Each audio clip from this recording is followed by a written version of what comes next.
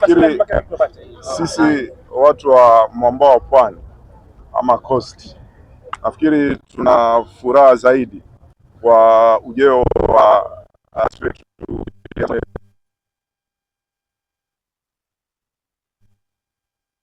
wetu. Sisi twashukuru kwamba swala la ardhi limekuwa ni donda sugu sana katika mwambao wa pwani, na swala la ardhi limekuwa ni shida kubwa kwa familia nyingi katika masuala ya katika mwambao huu wetu wa pwani. Lakini sisi ni shukrani za dhati kwamba rais wetu ametuonesha na ametushika mkono sisi watu wa pwani, ya kwamba ametusaidia watu wetu wengi wamepata title zao, kwa sababu miaka ya nyuma swala la ardhi limekuwa ni siasa tu, watu wanapanda majukwaa wanalizungumzia, kura ikishapigwa ikimalizika watu wameachia hapo. Lakini leo hii sisi tunaona kwamba amekuja, sisi kama watu wa pwani, rais amekuja na ametukumbatia, amewapatia wazazi wetu ambao ni title wamewapatia, na ndio generation watakuwa hawana tena shida za title, kwa sababu imekuwa ni shida kubwa. Wale makateli wote wa ardhi wanakuwa wananyanyasa wazazi wetu, wananyanyasa ndugu zetu kwa sababu ya kuja kuwazungukia na kuwapatia auction kila siku, mara washauza nyumba juu kwa juu. Lakini tunashukuru rais ametutatulia.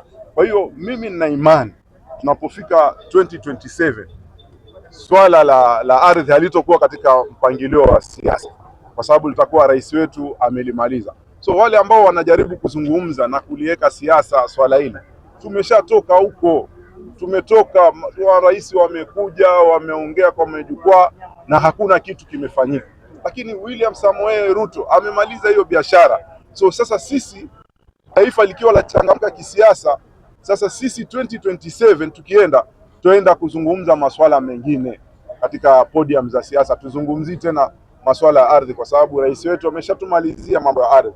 Kwa hiyo wazazi wetu sasa hii wana furaha na wanajua hata wakienda mbele za haki huku nyuma wametuachia kwamba sisi tuna stakabadhi na tunaweza kujipiga kifua, tukatembea kifua mbele kuonesha kwamba tuko na title zetu.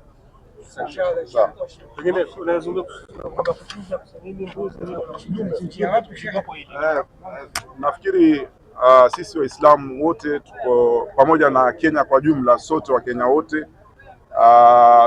tuna furaha kubwa sana, kwa sababu kama mlivyoelezwa tamthilia ya kwamba haya maisha tunaoishi lazima tuache ubinafsi, tuwe ni watu wa kusacrifice, tuondoe ule ubinafsi ambao tuko nao.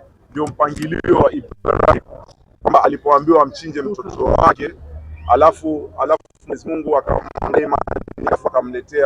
akamletea kondoo, achinje kondoo.